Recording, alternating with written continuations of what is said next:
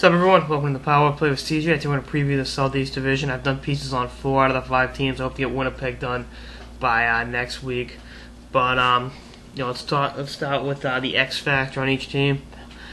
A guy that could make or break the season depending upon their play. In Tampa, it's Anders Lindback. Obviously, the goaltending acquisition. Goaltending was the primary position weakness for the Lightning, and one of the reasons they missed the playoffs despite Steven Stamkos scoring 60 goals. And I think Lindback's a good addition. I think he'll do well for the Lightning. As I sound like I'm reading off teleprompter. And then for Carolina, the X Factor, Alex Settman.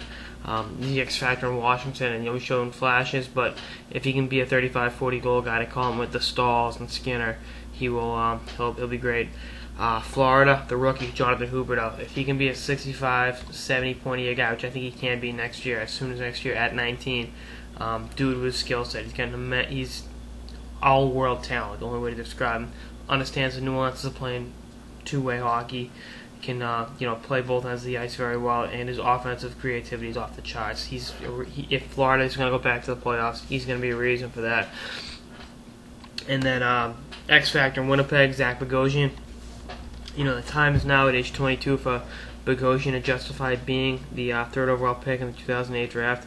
Ahead of Peter Angelo, ahead of Erik Karlsson, ahead of some pretty good players, Tyler Myers.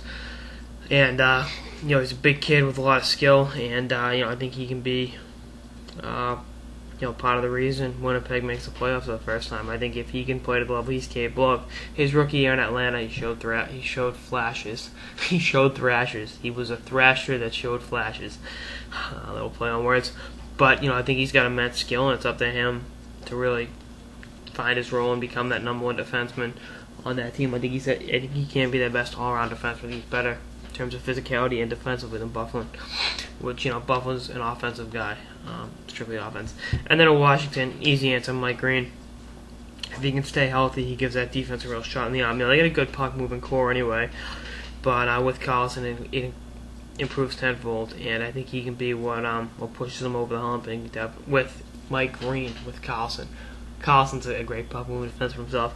If Mike Green can play to the level he's capable of, it's a lot easier for that team to do its thing, and makes life easier for the forwards. And projected order of finish, winning the division, Tampa Bay. I think like I said, if Lindback can play to the level he's capable of, Matt Collar can play all right, and the defense improves. Stamkos is another stellar year. He doesn't need 60 again because they're the worst offensive team or worst team goaltender-wise in hockey last year. And I think with Lindback, even if they improved to 15th with that offense, with an improved defense core, they're the team to beat in this division. I think Washington, the perennial favorite, bringing in Adam Oates. If they can stay healthy, they'll definitely challenge Tampa for the division, and definitely be a team to be reckoned with come playoff time. And I think with Holtby and with Neuvirth, they got a solid 1-2 goaltender punch, and we've seen what Holtby can do. I wouldn't expect to see what we saw from him last year in the playoffs over a prolonged season, but I think he'll be great, and he's a real special player and a player Washington's going to rely upon. And Neuvirth ain't bad himself, so they'll have a solid two-headed monster between the pipes on a night-in, night-out basis. Third, Carolina. They've obviously gotten better, bringing in Jordan Staal, bringing in Settman, re-upping Skinner.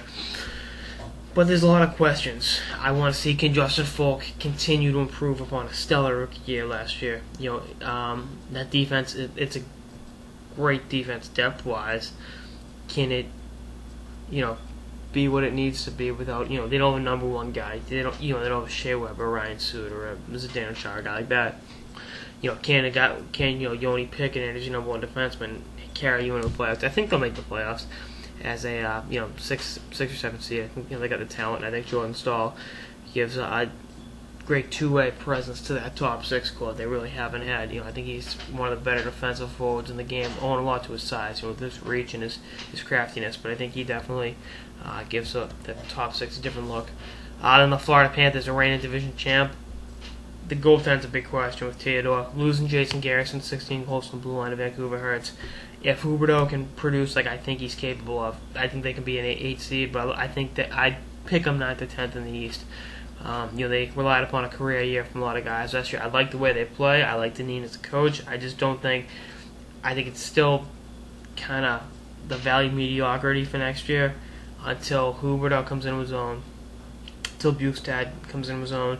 They got a lot of real talented young players in that organization until Markstrom comes in with his own.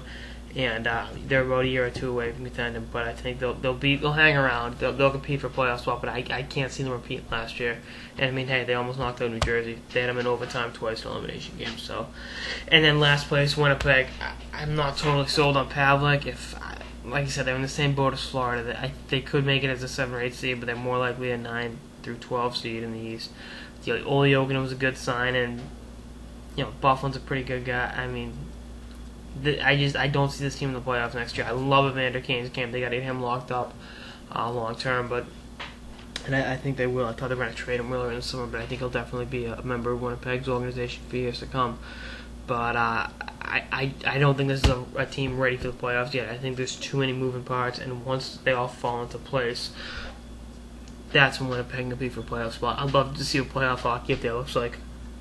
They got great fans in one of the smallest arenas in the NHL, and they make a ton of noise, and they're a real dedicated fan base, and it's too bad they didn't have hockey for 15 years. But that's all I got in this episode of the Power Play with CJ Southeast Division Preview. Stay tuned for more episodes throughout the offseason and beyond. On a side note, I'll probably cover for sure all 6 divisions, and I should get all 30 teams done in terms of the team previews. So if I haven't done your team yet, odds are it's coming up. So that's all I got. Later, guys.